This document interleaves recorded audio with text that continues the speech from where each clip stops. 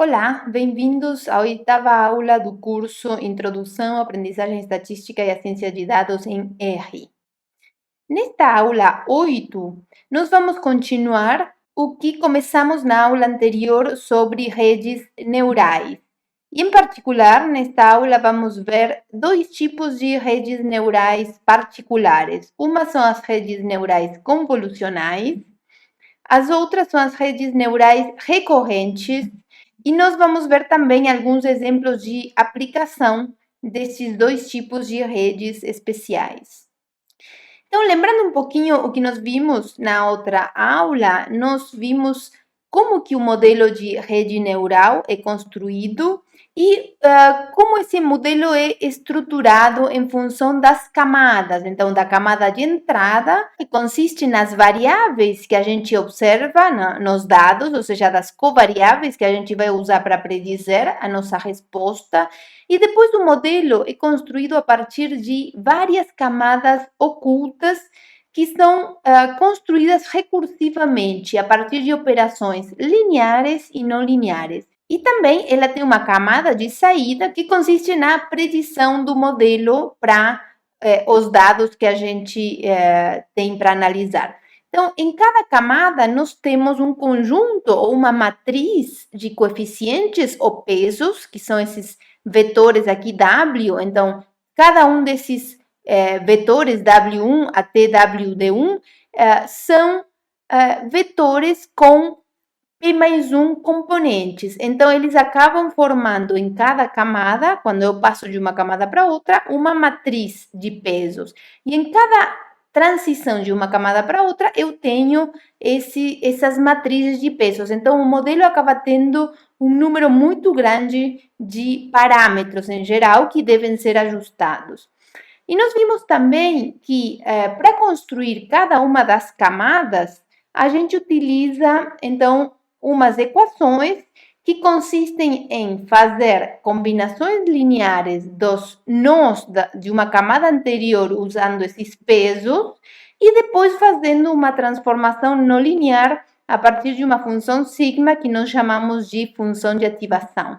Então, cada uma dessas x é construída a partir dessas funções não lineares aplicadas a transformações lineares das camadas anteriores na rede. E aqui temos exemplos de algumas das funções de ativação mais comuns. Nós temos a função sigmoide aqui, que a gente viu bastante no modelo de regressão logística, e nós temos a função ReLU, que é uma função linear no domínio positivo da variável z, e ela é igual a zero quando essa variável z é negativa. Então, são alguns exemplos, mas podem ser utilizadas muitas outras opções de funções de ativação. Então, o modelo de rede neural é realmente um modelo muito flexível e que permite construir diversas arquiteturas de redes, dependendo dos problemas que precisam ser modelados. Então, aqui, novamente, uma imagem da aula anterior, onde a gente tinha as operações que a gente precisava fazer quando a gente passa de uma camada L-1 para uma camada L. Então, são as mesmas operações. Primeiro, nós construímos umas variáveis que não estão explicitamente aqui nos nós, mas são variáveis que a gente usa primeiro para poder construir os valores de cada nó. Essas variáveis são simplesmente as combinações lineares das variáveis que eu tenho na camada L-1, que seriam essas daqui, com os respectivos pesos, né? Fazendo o produto interno desse vetor de covariáveis na camada anterior com o vetor de pesos e assim construindo cada uma das variáveis que vão compor esse nó aqui de saída. E depois o nó de saída é simplesmente aplicar a função de ativação nessa variável ZJL aqui. Então, nós tínhamos em cada camada, então na camada L, eu posso ter até DL nós. Esse é um valor que, em geral, é construído a priori, digamos. A rede, a arquitetura da rede é construída fixando quantos nós eu vou ter em cada camada. E isso vai implicar que eu tenha todo esse número de pesos ou parâmetros no meu modelo. Então, se eu tenho L maiúsculo aqui camadas na minha rede, eu vou ter em cada uma das passagens de uma camada para outra uma matriz de pesos. Então, a matriz vai ter uma dimensão que depende de um número de nós na camada anterior e o número de nós da camada seguinte. Então, realmente, o número de pesos ou parâmetros neste modelo é bastante grande e, por isso, é um modelo bastante flexível. Outros dos aspectos das redes neurais que nós vimos na aula passada eram as operações de propagação para frente e para trás. Essas são as operações fundamentais para as redes neurais para que a gente possa ajustar os parâmetros e obter uma função preditiva, ou seja, uma função que me permita depois predizer novos valores que eu possa observar das minhas variáveis. Então, a propagação para frente, basicamente, é começando com algum vetor aqui de entradas na primeira camada, né, na camada de entrada. A propagação para frente são todas as equações recursivas que me permitem, no final, poder calcular a minha predição aqui, x de x.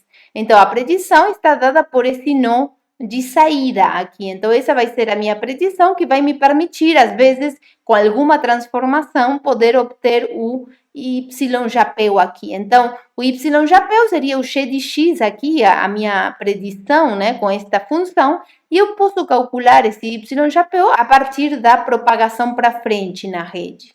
Por outro lado, nós vimos também as operações de propagação para trás. E a propagação para trás tem como objetivo calcular o gradiente da minha função de custo. Então, em geral, como em qualquer problema de aprendizagem, eu quero minimizar essa função de custo que é definida a priori, né, antes de fazer a análise dos dados, e eu quero minimizar essa função em relação aos pesos, aos meus parâmetros, que aqui são todas essas matrizes de parâmetros W. Então, para fazer isso, eu utilizo, como no modelo de regressão logística, o método do descendente do gradiente e, portanto, eu preciso obter o gradiente dessa função L aqui em relação a cada um dos meus parâmetros W. Então, como faço para calcular esse gradiente da função L em relação a cada um dos parâmetros? Nós vimos que a partir dessa metodologia de propagação para trás, nós podíamos calcular essas derivadas da minha função de custo L em relação a essas variáveis dj que eu defini antes. E com isso eu podia calcular a derivada parcial de L em relação a cada um dos coeficientes W. Então, nós vimos que isso era possível porque eu podia decompor a derivada parcial da função L em relação a cada W e J como um produto da derivada parcial da função L em relação a essas variáveis de J e das variáveis de J em relação a cada um dos Ws. Essa segunda derivada era bastante fácil e a primeira derivada a gente denotava como ΔJL. Então, aqui nós fazíamos a propagação para trás para poder encontrar esses coeficientes aqui, ΔJL, para cada L nas camadas da minha rede.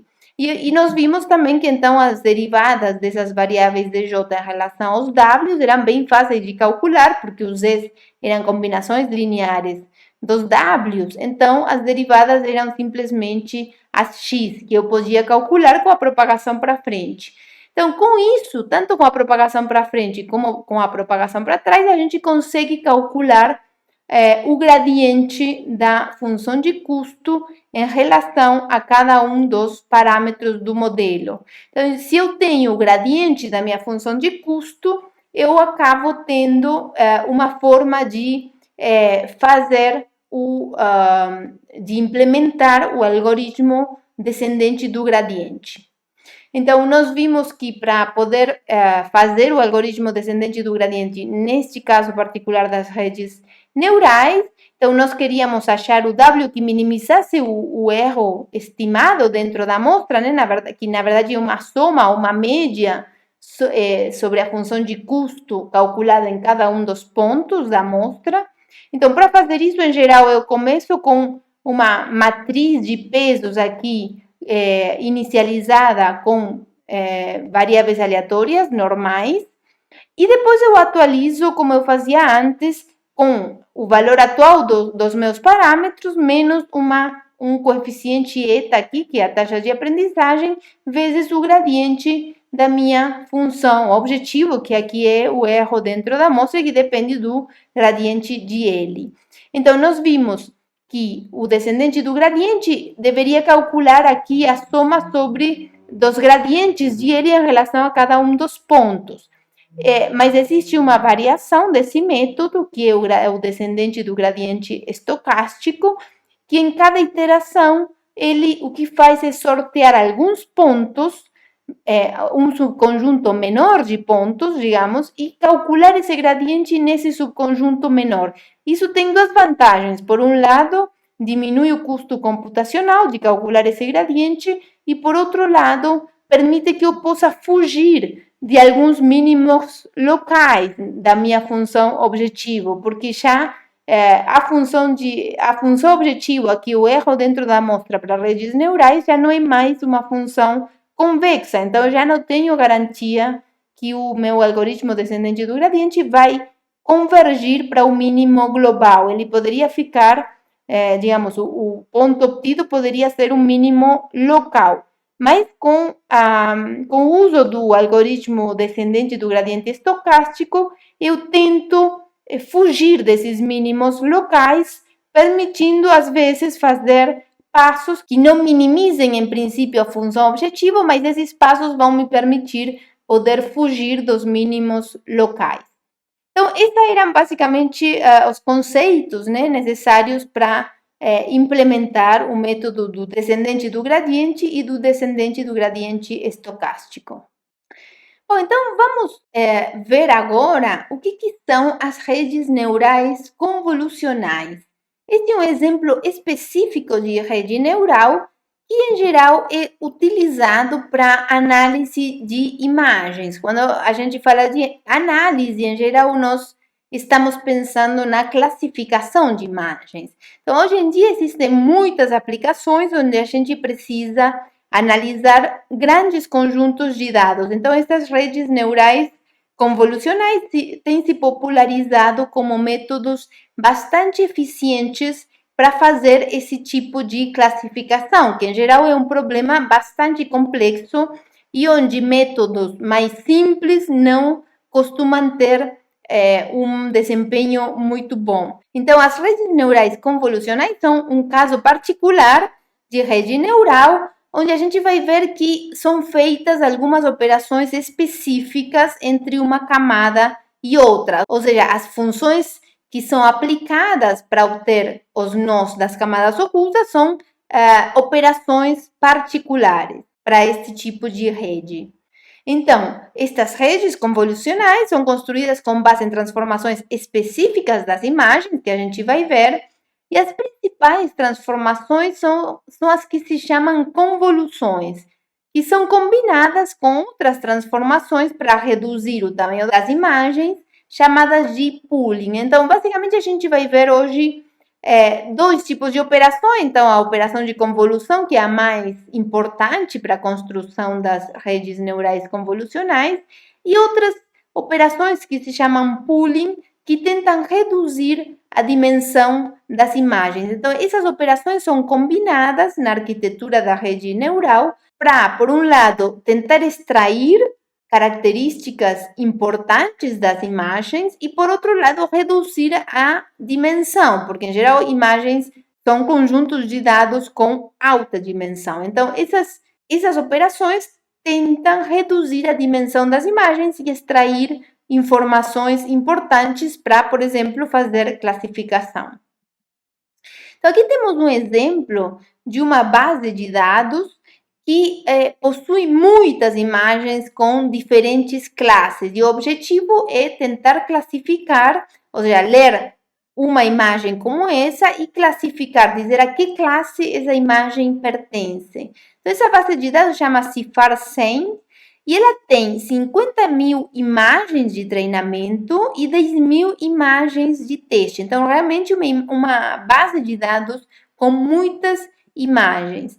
As imagens em dimensão são pequenas, digamos, são imagens que têm dimensão 32 por 32, então elas têm 32 pixels de altura e 32 de largura, e vezes 3, porque todas as imagens coloridas têm 3 canais. A gente vai ver agora como esses canais são organizados.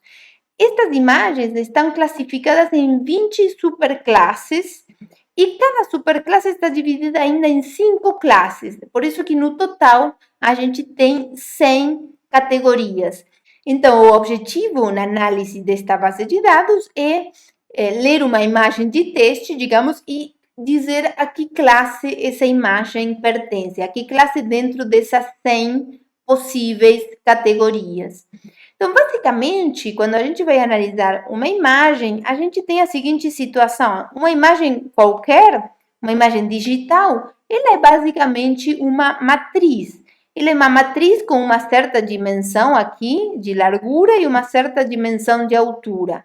Então, no caso específico das imagens desta base de dados, a dimensão é 32 por 32. Então, como vocês veem que essa imagem que está ampliada, ela tem uma resolução ruim, digamos, ela não se vê muito suave, precisamente porque a resolução dela é pequena, digamos, uma imagem 32 por 32, em geral, só é vista como nítida se a gente reduzir muito a imagem. Como aqui está bastante ampliada, a gente está vendo essa imagem muito pixelada, né? Mas, então, são imagens com uma dimensão pequena, as desta base de dados. E o que são os canais? Então, para representar uma imagem colorida, a gente precisa ter informação de 3 cores diferentes: vermelho, verde e azul. Então, os canais é cada um dessas matrizes. Na verdade, a gente teria 3 matrizes 32 por 32, que são as 3 matrizes que a gente vê aqui, onde cada matriz está codificando a informação da cor respectiva. Então, a primeira matriz codifica a cor vermelha aqui, a segunda matriz a cor verde e a terceira matriz a cor azul. Quando eu combino essas 3 matrizes, é que eu obtenho a minha imagem em cores, como a gente está vendo aqui. Então, cada pixel aqui tem um nível de vermelho, um nível de verde e um nível de azul, que vai formar a cor desse determinado pixel. Então, basicamente, estas imagens têm dimensão 32 por 32 por 3. Né? Essa é a representação de uma imagem internamente no computador. Então, cada uma destas 50.000 imagens que a gente tem nessa base de dados está representada dessa forma. Então, aqui parece pequeno, mas em conjunto acabam sendo uma base de dados bastante grande. Então, o que é a operação de convolução, que é a base para construir as redes neurais convolucionais? Então, primeiro, nós começamos com uma imagem original, como eu falei antes, que é representada por uma matriz. Vamos imaginar que essa matriz aqui representa um dos canais, ou seja, uma das cores que a gente viu das imagens anteriores. Então, suponhamos que nós temos esta imagem aqui representada por essa matriz, onde cada entrada é o nível de cor da cor correspondente para esse pixel. Então, para fazer uma convolução, eu preciso um filtro de convolução. Esse filtro, em geral, é uma matriz com uma dimensão bastante menor à da imagem. Aqui, para fazer um exemplo, não temos tanta diferença de dimensão entre elas, mas, em geral, os filtros de convolução são matrizes bem menores em relação à imagem original. Então, o que eu vou fazer para fazer a operação de convolução é superpor, digamos, esse filtro na minha matriz, colocando em qualquer submatriz que eu tiver de 2 por 2, neste caso, e em cada submatriz eu vou fazer uma operação. Então, graficamente, o que a gente faria é, se essa é a minha imagem original, eu tenho o meu filtro que é menor, então eu começo colocando o meu filtro aqui no cantinho superior esquerdo, e em cada vez que eu coloco o filtro em cima da imagem, eu faço uma operação que é multiplicar cada valor do filtro pelo valor correspondente da matriz e depois somar todos os valores. Eu vou fazer isso percorrendo a minha imagem desta forma, ou seja, percorrendo todas as possíveis submatrizes que eu tenho da dimensão do meu filtro de convolução. Então, cada vez que eu faço um passo dentro da matriz, dentro da imagem, eu estou fazendo a operação de convolução. Então, vejam aqui, eu passaria esse filtro por toda a imagem até que eu chegue no final, né? Então, como resultado, eu vou obter uma imagem convolucionada, onde em cada entrada agora dessa imagem convolucionada, eu tenho a combinação linear desse filtro com a submatriz da imagem original. Então, vejam que aqui na primeira entrada eu tenho alfa com A, beta com B, gama com D e delta com E, que seria superpor o filtro aqui nessa primeira submatriz.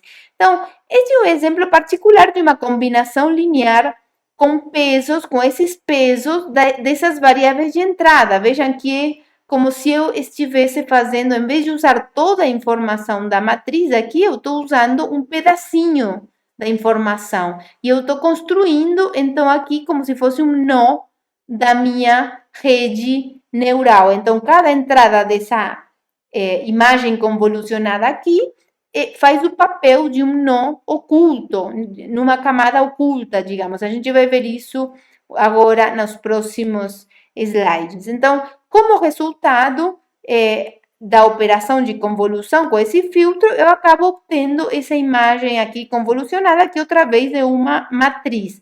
Vejam que a dimensão aqui é um pouco menor, porque como eu estou superpondo esse filtro aqui, então agora em vez de ter 4 linhas, nessa imagem convolucionada eu tenho somente 3 linhas e 2 colunas. Eu perdi uma dimensão tanto nas linhas como nas colunas. Tem uma forma de fazer com que isso não aconteça, como a gente vai ver daqui a pouco. Para que servem estes filtros de convolução? Em geral, os filtros de convolução são pensados para extrair informações relevantes das imagens.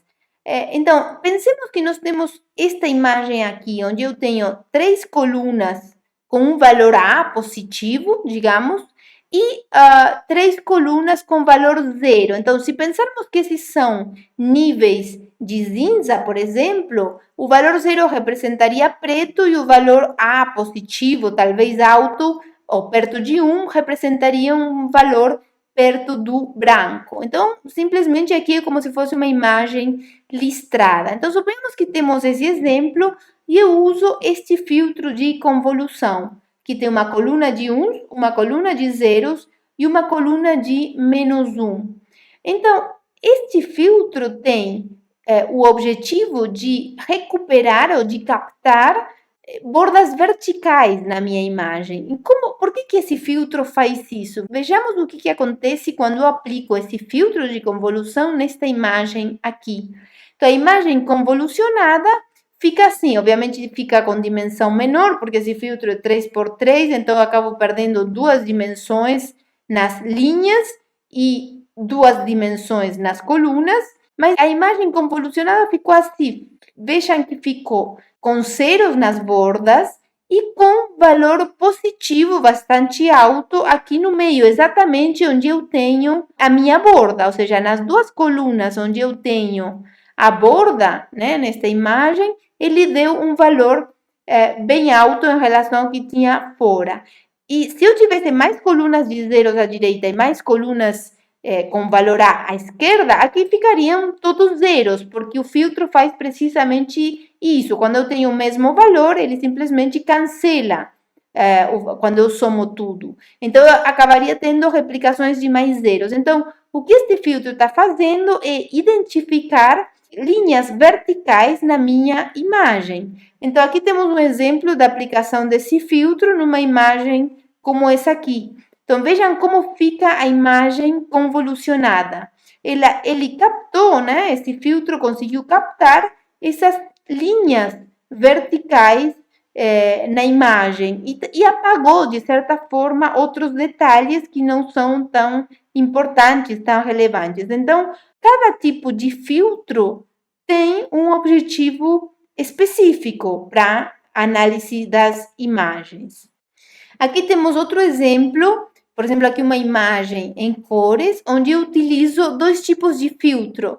Por um lado, um filtro aqui, que também tem esse objetivo de captar padrões verticais. Vejam que aqui significa que essa seria uma matriz, né? Uma matriz bastante menor em relação ao tamanho da imagem. Aqui é uma imagem com uma resolução bastante grande. E aqui essas matrizes teriam algumas colunas com valor 1, que estão representadas por essas listras pretas, e algumas colunas com valor 0. Quando eu aplico esse filtro nessa imagem, eu obtenho essa imagem convolucionada aqui, onde a gente vê que ela ficou mais, de certa maneira, alongada, digamos. Essa convolução conseguiu recuperar alguns padrões verticais da imagem. Pelo contrário, se eu uso esse filtro de convolução aqui, que seria a transposição dessa matriz aqui, eu acabo tendo uma imagem bastante diferente, onde ela captou alguns padrões horizontais, né, em vez de verticais. Então, vocês veem que diferentes filtros de convolução conseguem recuperar diferentes informações, né, das imagens. Então, uma rede neural é construída a partir do uso de muitos filtros diferentes, inclusive esses filtros são aprendidos diretamente dos dados, não são pré-especificados, como neste caso que eu estou dando alguns valores para essa matriz do filtro de convolução, sino que os pesos que eu vou utilizar nas operações de convolução nas redes neurais, esses pesos também são aprendidos a partir dos dados, como se faz com os pesos de qualquer rede neural, como as que a gente viu antes. Bom, como nós vimos antes, muitas vezes quando eu uso uma operação de convolução, acabo obtendo uma imagem que tem uma dimensão menor que a imagem original.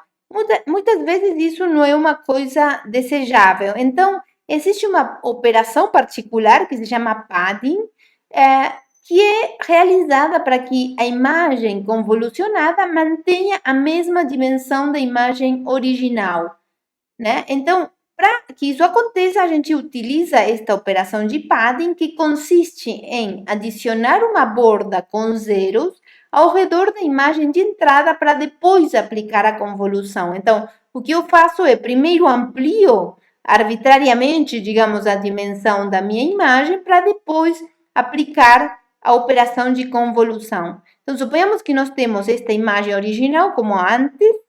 Aí eu vou fazer uma operação de padding que consiste em adicionar uma borda de zeros ao redor, né, da minha matriz. Então, eu amplio a dimensão da minha matriz original e depois eu utilizo o filtro de convolução. Neste caso, usando o filtro de convolução, a gente acaba obtendo uma imagem que tem a mesma dimensão da imagem original. Então, vejam que aqui ele deu valores negativos, né? Quando a gente esperaria obter somente as bordas verticais aqui do centro. Mas depois, muitas vezes também, além de fazer a convolução numa rede neural, é aplicada uma transformação não linear, que é a função de ativação. Então, se a essa imagem a gente aplicar a transformação ReLU, né, que é a retificação linear, esses valores aqui negativos ficariam sendo zero. Então, essa imagem convolucionada com uma função de ativação ReLU ficaria com as duas colunas do centro com valores positivos e o restante das colunas com valor zero. Então, essa operação enfatizaria exatamente as bordas verticais dessa imagem. Por outro lado, outra operação que é muitas vezes utilizada para construir as redes neurais convolucionais é o que se chama de pooling. Esta operação tem como objetivo reduzir a informação na camada de entrada e produzir uma camada com dimensão menor. Então, é uma operação que tenta reduzir a dimensão de uma camada da rede neural. E como que essa operação é feita? Então, suponhamos que nós temos esta matriz aqui de entrada, então essa constituiria uma camada, digamos, de uma rede, da minha rede neural convolucional, e eu vou usar o max pooling. O max pooling é fazer a operação de pegar o máximo, não necessariamente tem que ser esse, mas é o mais conhecido de certa maneira. Então, o que eu vou fazer é, vou usar outra vez uma matriz menor, por exemplo, aqui 2 por 2. Então, em cada pedacinho aqui que eu percorrer da minha matriz maior com essa matriz menor, eu vou calcular o máximo. Então, nesse caso, o máximo foi 5, nessa submatriz 2 por 2. Depois eu vou mover a minha submatriz aqui, deu 4, o máximo. Depois eu vou para baixo, aqui o máximo deu 3. E por último, eu vou aqui na última submatriz 2 por 2 e o máximo deu 6. Então, quando eu aplico essa operação de max pool para toda essa matriz, eu acabo obtendo essa matriz menor, onde eu peguei o máximo em cada região aqui da minha matriz maior e acabei tendo uma redução na dimensão. Então, esta operação de pooling é utilizada para reduzir a dimensão das camadas anteriores das redes neurais.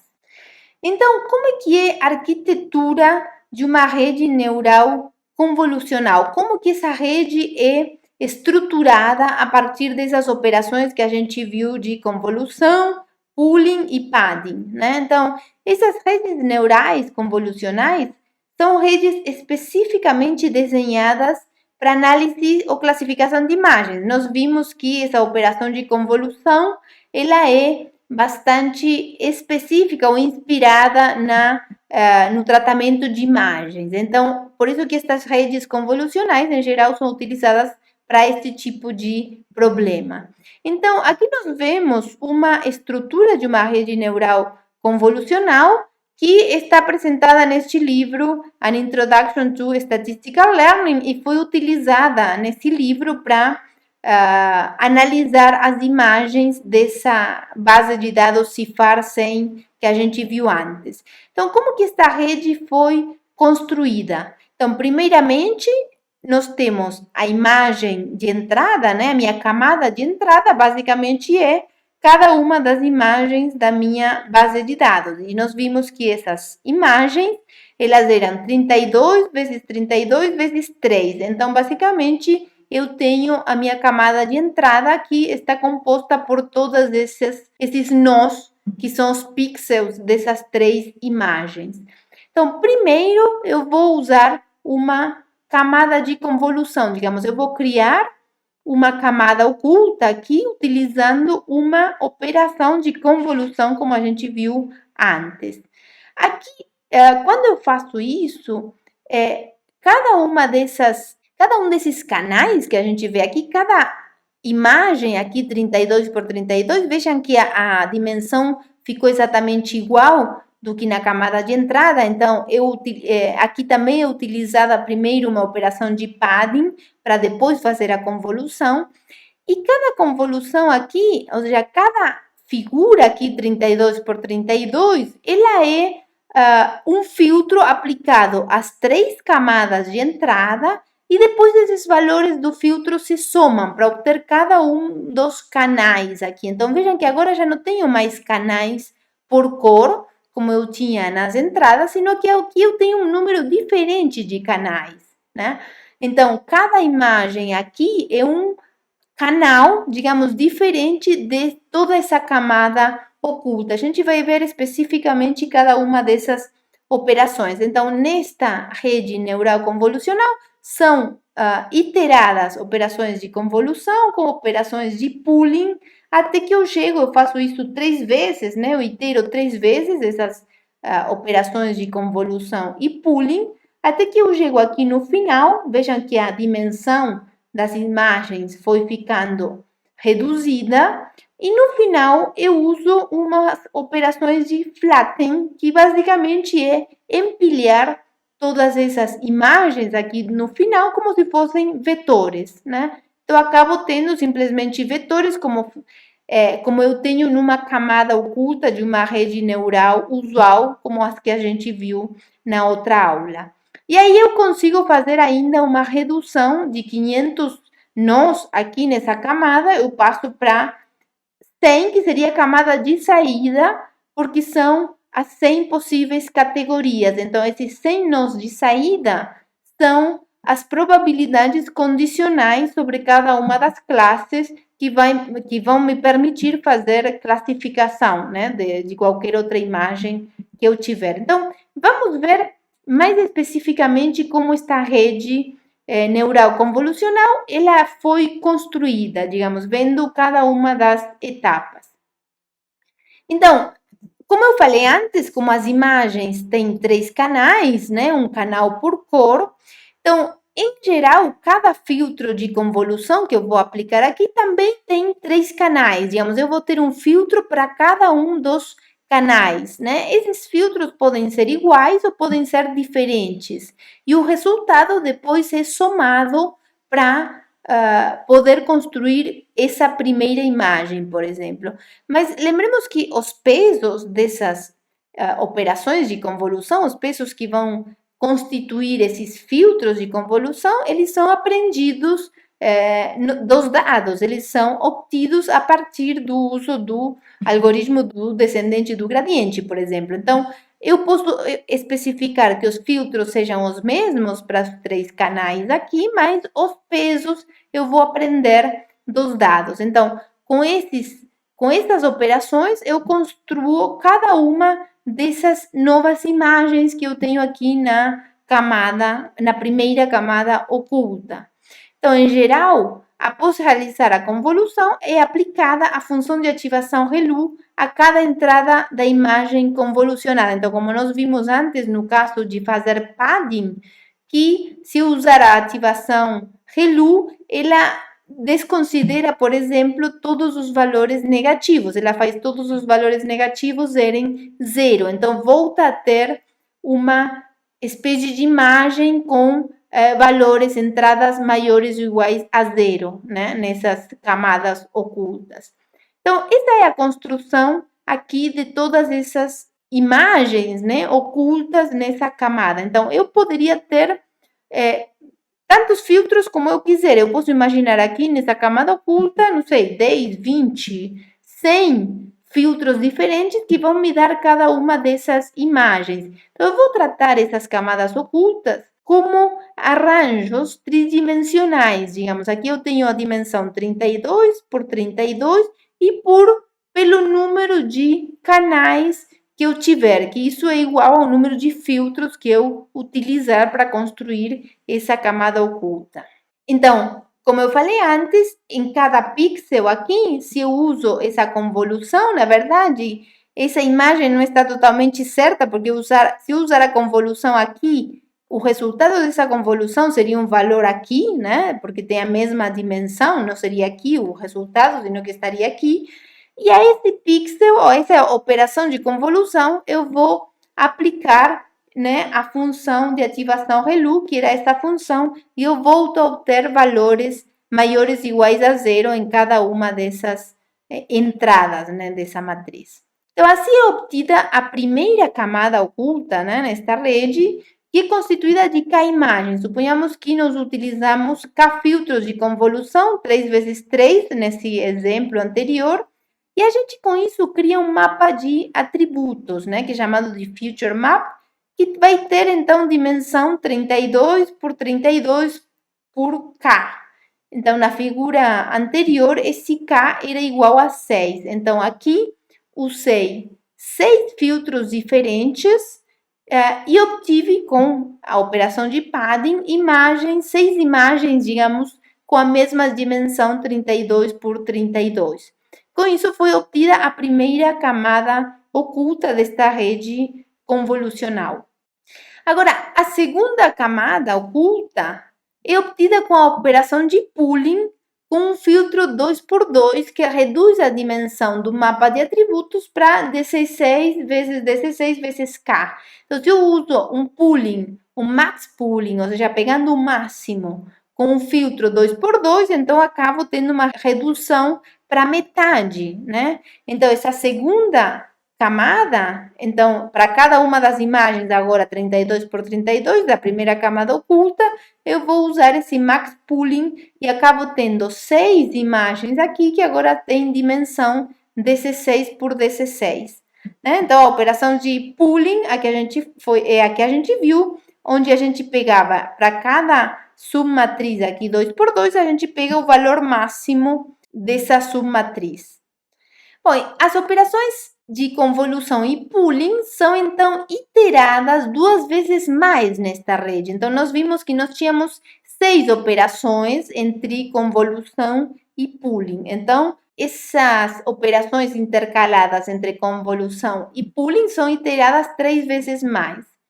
E, finalmente, o mapa de atributos é empilhado em camadas totalmente conectadas e esta operação é chamada de flatten, né? E corresponde às últimas 2 camadas desta rede. Então, a última camada usa ativação softmax para 100 classes de imagens. Então, olhando novamente a estrutura da rede neural convolucional deste exemplo, nós vemos que essa iteração entre operações de convolução e pooling são iteradas 2 vezes mais, e no final nós temos essas operações flatten, que é simplesmente empilhar todos os valores dessas matrizes que eu tenho aqui, desses arranjos que eu tenho aqui, e eu uso como se fosse uma camada como as que nós tínhamos nas redes anteriores.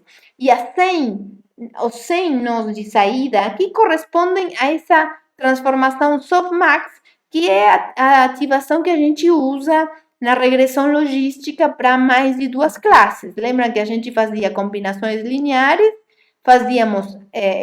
usávamos a função exponencial e depois normalizávamos todas essas exponenciais para a gente obter uma distribuição de probabilidade sobre as 100 classes possíveis. Então, essa é a ativação softmax aqui no final. Então, no final, a gente vai acabar obtendo uma distribuição de probabilidade sobre as 100 classes possíveis dessa base de dados. Bom, e vamos ver agora outro exemplo de redes neurais específicas para alguns tipos de problemas em particular. Estas redes que vamos ver agora são chamadas de redes recorrentes e elas são pensadas para dados que têm uma certa dependência entre eles, onde a gente não pode assumir, por exemplo, que os dados são totalmente independentes entre eles. Então, vamos ver como estas redes recorrentes são construídas. Então, elas são pensadas especificamente para dados sequenciais, e numa rede recorrente, as covariáveis de entrada X, né, do nosso conjunto de dados, agora, em vez de ser simplesmente observações, elas são sequências, né? Mas, e como antes, nós podemos pensar que essas variáveis de entrada X são um vetor, né, como nós tínhamos antes nas aplicações iniciais, mas agora cada xi pode ser uma variável ou ainda pode ser um vetor, e além disso, a ordem aqui dessas variáveis tem uma certa importância. Eu não poderia destruir essa ordem, porque senão eu tiraria informação dos meus dados. Então, neste caso, a ordem das coordenadas é importante e, portanto, a sequência deve ser tratada como uma unidade, né? Eu não posso simplesmente escolher algumas variáveis ou fazer como eu fazia antes, ou selecionar algumas dimensões, porque agora eu tenho uma dependência e essa ordem é importante. Então, a variável resposta pode também ser uma sequência ou pode ser uma etiqueta, como nos problemas de classificação. Então, depende do tipo de problema, eu posso ter uma variável resposta categórica ou poderia ser também uma sequência do mesmo tipo das variáveis de entrada. Bom, alguns exemplos de aplicação destas redes neurais recorrentes são, por exemplo, análise de documentos escritos, como livros ou avaliações de filmes, artigos de jornais, ou, por exemplo, postagens em redes sociais, ou qualquer problema que precise analisar textos, né? Ou, por exemplo, séries temporais de temperatura, chuva, velocidade do vento, qualidade do ar, qualquer tipo de série temporal com certas medições e onde a gente tem uma dependência entre as observações e a gente não pode simplesmente utilizar essas informações como se elas não fossem dependentes. Outras opções, outros exemplos de aplicação seriam em séries temporais financeiras, como índices de ações, taxas de câmbio, ou em também análise de arquivos de áudio, gravações de voz, músicas, etc. Então, existem muitas áreas de aplicação para esse tipo de rede neural recorrente. Outro exemplo é, por exemplo, textos manuscritos, onde muitas vezes a gente quer fazer a tradução desse texto manuscrito num texto no computador.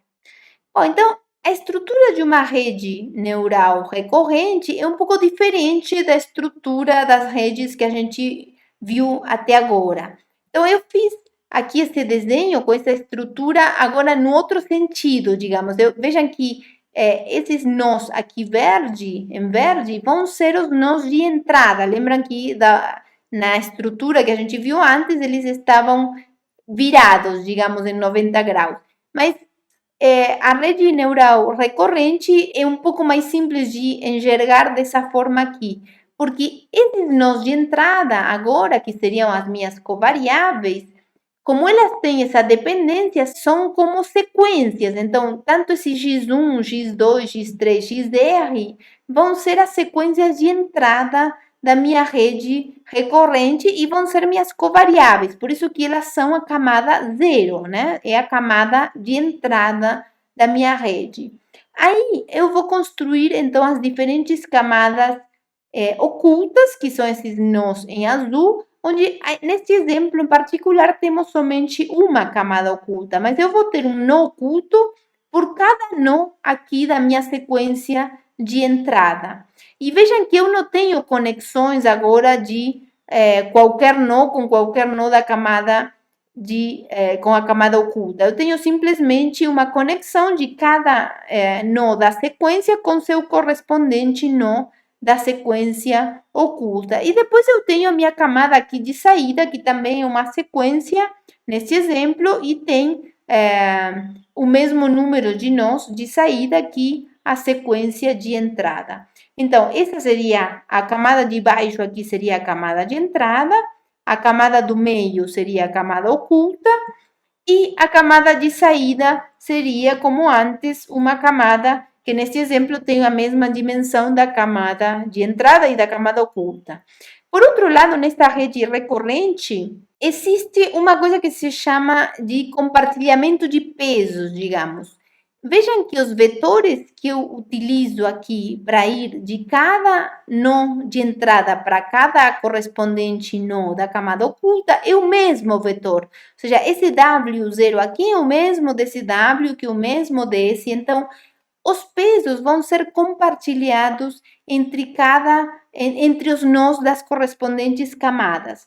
Por outro lado, eu tenho um vetor W1 aqui que vai levar informação entre os nós ocultos, ou seja, do x1 para o x2, do x2 para o x3, dentro da camada oculta aqui. E esses pesos também são compartilhados, ou seja, são usados os mesmos pesos para cada uma dessas transições aqui.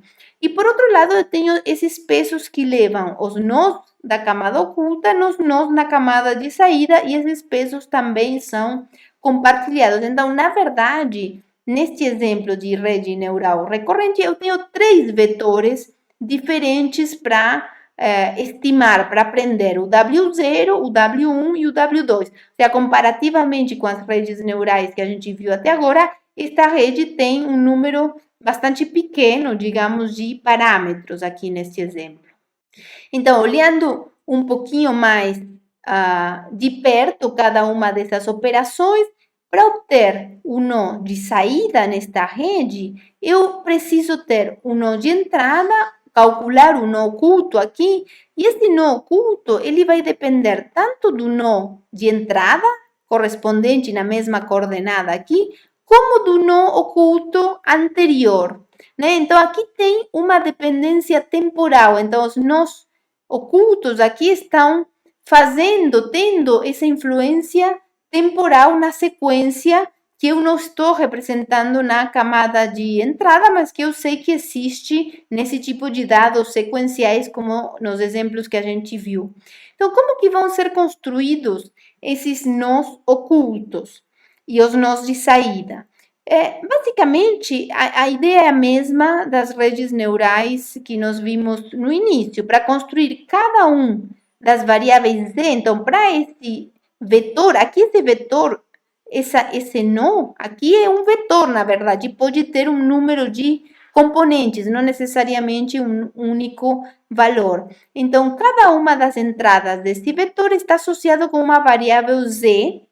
Então, a variável z, nesse tempo k, digamos, e correspondente à coordenada S, ela é obtida como o vetor de entradas, xk, aqui, multiplicado pelo correspondente vetor de coeficientes, ou seja, feito o produto interno com o correspondente vetor de coeficientes, mais o vetor no instante anterior, né, o vetor oculto no instante anterior, produto interno com um correspondente vetor de coeficientes. Então, esta variável z é obtida agora como combinação linear, mas não somente do nó de entrada, sino com um nó oculto no instante anterior da sequência. E depois, então, outra vez, essas variáveis x são obtidas a partir da utilização de uma função de ativação, que em geral é uma função não linear, que é aplicada a essas variáveis z.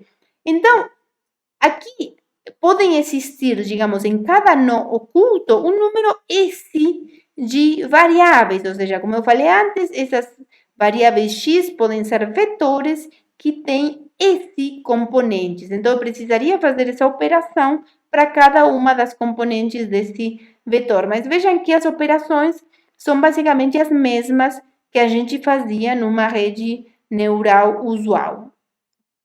Então, com isso, eu construo cada um dos nós da camada oculta aqui, e depois eu vou construir os nós da camada de saída da mesma forma, ou seja, fazendo aqui, para cada nó de saída, eu vou ter sua correspondente variável zk, aqui eu não coloquei um S, porque estou assumindo que cada nó de saída tem uma única componente, digamos, é somente um escalar, mas poderia também ser um vetor, como no caso dessa camada oculta, mas suponhamos que eu não tenho vetores, senão que tenho somente escalares aqui, então eu vou construir esse nó zk como combinação do nó oculto correspondente com esse w2 aqui, ou seja, feito o produto interno desses dois vetores.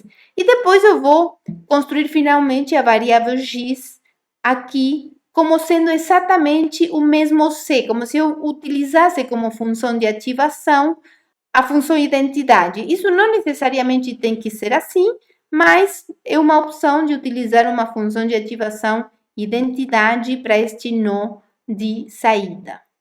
Então, essas são as operações básicas que definem as redes neurais recorrentes. Claro que podem existir outras opções e outras combinações de operações para construir redes mais complexas do que esta. Então, suponhamos que nós temos a parte final, digamos, da minha rede neural recorrente, onde eu tinha como entrada sequências que tinham tamanho R, né? Então, finalmente, eu chego nesse nó de saída e muitas vezes o que me interessa é somente esse nó de saída, digamos. Eu posso considerar que a minha predição é esse último nó, né, no último tempo e na camada de saída. Suponhamos que só me interessa esse último nó, se eu estou num problema de classificação, por exemplo, e eu vou chamar esse nó de saída de x de x, porque é a minha predição para a minha sequência x de entrada. Então, se eu tenho um conjunto de dados com covariáveis aqui de entrada, que seriam este tipo de sequência específica, né, para este problema, e uma variável de saída, eu vou fazer o ajuste da minha rede neural recorrente e da mesma forma que a gente viu até agora. Basicamente, eu quero encontrar os 3 vetores de pesos que minimizem o erro estimado dentro da amostra, né? Então, o ajuste deste modelo é semelhante ao que a gente fez até agora, utilizando, por exemplo, o método do descendente do gradiente. Então, vamos ver 2 exemplos de aplicação desse tipo de rede recorrente. Um dos exemplos é de análise de avaliações de filmes, ou seja, textos disponíveis na internet onde as pessoas dão sua opinião sobre diferentes filmes. Então, esses exemplos foram tirados outra vez do livro An Introduction to Statistical Learning e vocês podem ver, eles estão em inglês, então a análise aqui dos textos vai usar propriedades da língua inglesa, né? Em particular, a gente precisa usar um dicionário que seja nessa língua, né? Cada língua tem suas particularidades. Neste exemplo, então, são reportes escritos, avaliações dos filmes escritos em inglês. Então, aqui tem um exemplo de um texto disponível nessas páginas que apresentam avaliações de filmes, e aqui embaixo é um texto que já foi pré-processado de certa forma, porque quando você utiliza algum programa para analisar textos, esses programas muitas vezes comparam o texto com dicionários, algum dicionário com palavras mais frequentes. Então, palavras que não são encontradas foram marcadas aqui com essa palavrinha específica, significa que essa palavra que estava aqui não foi encontrada no dicionário. E por outro lado, às vezes aqui é marcado, né, que onde que começa, ou por exemplo, diferentes pontuações dos textos. Então, muitas vezes, para esse tipo de problema, é necessário fazer todo um pré-processamento dos dados para poder chegar em textos que a gente consiga representar no computador de uma forma mais simples. Então, precisa primeiro se fazer uma limpeza, digamos, dos dados, tirando às vezes palavras ou pontuações que a gente não consegue processar. Então, uma vez feito isso, o modelo mais simples, né, para analisar textos consiste em representar cada documento como um vetor de zeros e uns com dimensão igual ao tamanho de um dicionário. Então, no caso do dicionário utilizado para a língua inglesa, esse dicionário tem 10.000 palavras. Então, imaginem que a gente usa um dicionário com 10.000 palavras e só vamos considerar as palavras nesses textos que pertencem ao dicionário. Então, para cada uma dessas palavras, nós vamos ver se essa palavra aparece no texto ou não. Se ela aparece, essa palavra recebe código 1, digamos, e se não aparece, essa palavra recebe código 0. Então, cada texto pode ser representado com esses vetores de dimensão 10.000 e contendo valores 0 ou 1, dependendo se a palavra aparece ou não no texto. Então, cada entrada do vetor é a função indicadora de a palavra estar presente no texto ou não. Então, vejam, por exemplo, para um dado texto, cada palavra é representada por um vetor, né, que tem 10.000 entradas, e cada palavra, então, vai ter a sua coordenada igual a 1, correspondente à posição no dicionário. Então, neste exemplo, essa palavra diz tem essa terceira entrada diferente de 0, digamos. Aqui teria valor 1 e todos os demais seriam valores 0. Então, eu consigo representar o documento como essa sequência de palavras. A ordem dessas palavras é importante para poder interpretar o tipo de texto. Aqui neste exemplo, a ideia é poder determinar se o texto está sendo positivo em relação à avaliação do filme ou está sendo negativo, ou seja, é um problema que se chama análise de sentimento, sentiment analysis, ou seja, eu vou analisar o sentimento desse texto. Nesse exemplo em particular, simplesmente queremos decidir se o texto é positivo ou negativo em relação à avaliação desse filme. Então, o documento vai ser representado como uma sequência de vetores, onde cada um desses vetores representa uma determinada palavra do texto. Agora, imaginem a dimensão desta representação, ou seja, eu tenho um número de palavras aqui que existem no documento e eu tenho um número de linhas igual ao dicionário. O tamanho do dicionário, que neste exemplo é 10.000. Então, este conjunto de dados realmente tem uma dimensão enorme para cada um dos textos. E ainda eu posso ter um número bem grande de textos para analisar. Então, o que muitas vezes se faz é fazer uma redução da dimensão desses documentos. Como que fazemos isso? Vejam que cada palavra aqui, ela então está representada por um vetor que tem 10.000 componentes e um único valor diferente de zero, ou seja, são todos zeros, salvo uma entrada que tem valor 1.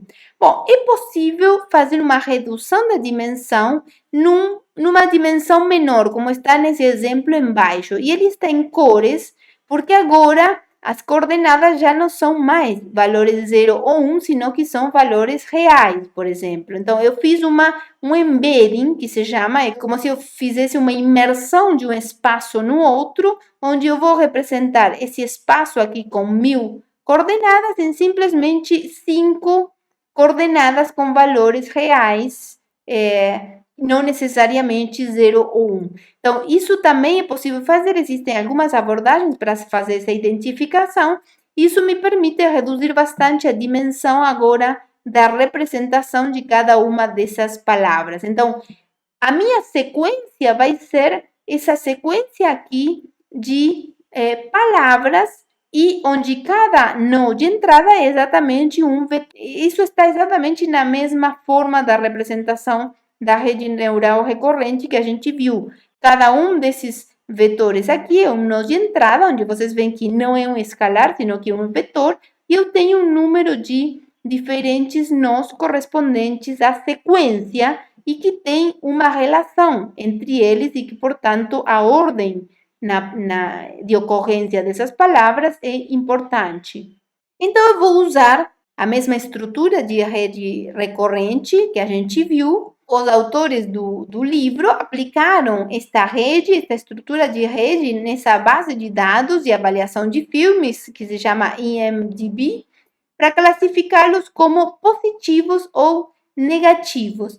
Essa aplicação dessa rede neural nessa base de dados deu uma acurácia de 76% na base de teste, porque esta base de dados tem tanto dados de treinamento como de teste. E então a acurácia não foi muito grande em relação a outras abordagens. Então, existe toda uma tabela, né, de classificações de acurácias com diferentes métodos, e a maior marca até agora teve uma acurácia de 97,4%, e o engraçado é que utilizando um método, uma modificação, digamos, do método de naive Bayes, ou seja, a maior acurácia nesta análise destes textos não foi obtida com uma rede neural, senão com um método que é bastante simples, como o naive Bayes. Então, as redes neurais têm por serem modelos muito flexíveis, eles têm uma grande capacidade de poder modelar problemas complexos e poder obter resultados bem razoáveis em problemas complicados, como análise de textos ou de imagens, como esses exemplos que a gente viu aqui. Mas o problema das redes neurais é que elas precisam uma grande calibração, ou seja, precisam de um conhecimento do problema para que o pesquisador ou a pessoa que está fazendo análise de dados possa construir uma arquitetura que consiga captar as propriedades básicas dos dados e, com isso, poder fazer boas predições. Porque se eu utilizar modelos assim padrão, como nestes exemplos, a gente não obtém acurácias muito boas ou resultados muito bons em comparação com métodos, às vezes, bem mais simples. Bom, e por último, vamos ver um outro exemplo de uso destas redes neurais recorrentes para analisar séries temporais. Este é um outro exemplo também apresentado no livro An Introduction to Statistical Learning. Então, aqui a gente tem séries temporais de 3 variáveis diferentes. Então, estes são dados obtidos da Bolsa de Valores de Nova York no período de dezembro de 1962 a dezembro de 1986. Então, esse é o período aqui no eixo X, né? Então, no eixo X nós temos o tempo e cada uma dessas séries corresponde a 3 indicadores nessa bolsa de valores. O primeiro indicador é o Log Trading Volume, que é essa primeira série aqui, que vai ser a série que a gente vai querer predizer nesse tempo aqui à direita. Então, essa é a minha variável resposta, digamos. O objetivo da minha predição é poder predizer os dados dessa série aqui. Mas eu tenho outras 2 variáveis, o Dow Jones Return e o Log Volatility, que é essa terceira série aqui. Então, essas séries estão marcadas aqui até esse tempo aqui, né, com essa linha vermelha, porque eu vou utilizar todos os dados até aqui 1980 como dados de treinamento e eu vou utilizar os dados posteriores, já após 1980, como dados de teste, para ver se eu consegui de fato predizer de uma forma bastante apurada essa série aqui, essa primeira série que é o Log Trading Volume. Então, eu quero predizer essa primeira série aqui nessa região, né, após 1980, como função dos dados das 3 séries, né? Então, eu vou utilizar para isso dados prévios, ou seja, eu quero predizer a série em função de dados anteriores à data atual. Então, como que nós podemos fazer isso com uma rede neural recorrente? Então, como eu falei antes, o objetivo neste caso é predizer a futuro a primeira variável, né, em função do histórico das 3 séries.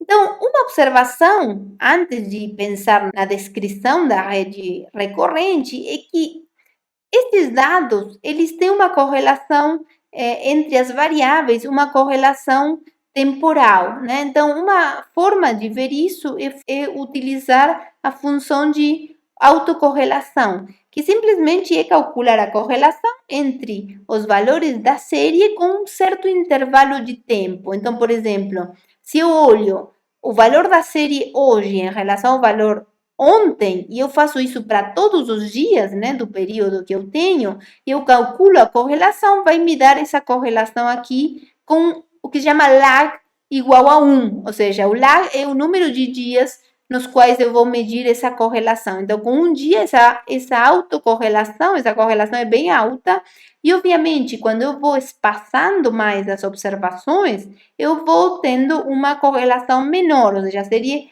começa a ter uma dependência menor entre as observações, quando eu tenho um período de tempo no meio que seja maior. Mas mesmo assim, tem correlações bastante altas. Então, isso é uma indicação de que eu não posso ignorar essa dependência e que isso pode ter informação importante para poder predizer os dados a futuro. Então, aqui temos outra vez a estrutura da nossa rede neural recorrente, como a gente viu antes, onde vou utilizar aqui como camadas de entrada os valores das 3 séries em cada um dos instantes. Então, como nós vamos fazer isso nesse exemplo? Então, primeiro definimos 3 variáveis. Então, VT vai ser a variável Log Trading Volume no tempo t, que é essa variável que eu quero predizer. Depois eu vou definir a variável RT como sendo o Dow Jones Return no tempo t, e a variável ZT vai ser o Log Volatility no tempo t. Então, uma vez que eu defini essas 3 variáveis, o que eu quero basicamente é poder predizer essa variável VT no tempo t, né? Então, essa vai ser a minha variável resposta a variável, meu objetivo, né, como predição, no tempo t. E o que eu vou usar como variáveis de entrada? Então, eu vou utilizar como último nó aqui essas três séries no tempo t-1. Então, assumindo que eu observei as três séries até o instante t-1, eu vou querer predizer a série VT no instante t. É como se eu tivesse observado as três séries até hoje e eu quiser predizer essa variável amanhã. Então, o último nó da minha rede recorrente aqui são as três observações no tempo t-1. E aí eu faço isso olhando mais tempos no passado. Então, eu tenho um no anterior, seria no instante t-2, e assim por diante, até um certo tempo t-r. Esse tempo r, né, quantas observações eu vou olhar para trás, bom, depende da aplicação e depende de quantos dados a gente tenha e se isso é factível, né, computacionalmente. Mas então, todos esses vetores de entrada vão constituir as minhas covariáveis, digamos. Cada xt vai estar composta por esses vetores aqui, onde eu estou utilizando as três séries que eu tenho em cada um dos tempos. Então, essa é a formalização, digamos, da rede recorrente neste exemplo de séries temporais. E então, aqui temos como ficou a predição com essa rede recorrente nos dados dessa variável log trading volume para as observações depois de 1980. Vocês veem que a série em preto que está no fundo, digamos, é a série verdadeira, né, o que foi observado, e a série em laranja é a série predita pelo modelo. E a gente pode ver que ela ficou bastante razoável, digamos. A série laranja parece bastante com a série preta e obteve uma predição bastante razoável. Então, esses são os resultados da predição da variável log trading volume no período após 2 de janeiro de 1980, que era o período que a gente queria predizer, e como função das três séries que a gente tinha observado em 5 dias anteriores. Então, foi utilizado R igual a 5 dias anteriores das três séries para predizer o valor da série no dia seguinte. E essa rede neural teve 12 unidades em cada nó oculto, né? Então, cada nó oculto da rede neural recursiva tinha 12 unidades, já foi transformado num vetor com 12 componentes. Então, esses resultados são bastante razoáveis e a gente viu que estas redes recorrentes podem ser aplicadas a um grande conjunto de diferentes problemas. Então, basicamente, o que nós vimos nesta aula foram dois exemplos específicos de redes neurais pensadas para problemas de diferentes naturezas. Por um lado, as redes convolucionais, que são utilizadas sobretudo para análise de imagens, e as redes recorrentes, que são utilizadas para dados com uma dependência temporal. Então, elas são redes neurais de forma geral, mas têm uma estrutura específica e algumas características particulares. Então, como nós vimos, as redes neurais são modelos muito flexíveis, eles têm a capacidade de se adaptar a muitas situações diferentes e poder modelar problemas bastante complexos, mas muitas vezes para poder obter resultados bons é necessário ter um bom conhecimento e fazer um desenho da arquitetura da rede bastante específico. Então, isso não é uma tarefa muito simples de se fazer a priori, você precisa muito trabalho em cima dessa arquitetura da rede para poder chegar num modelo que tenha um bom desempenho preditivo.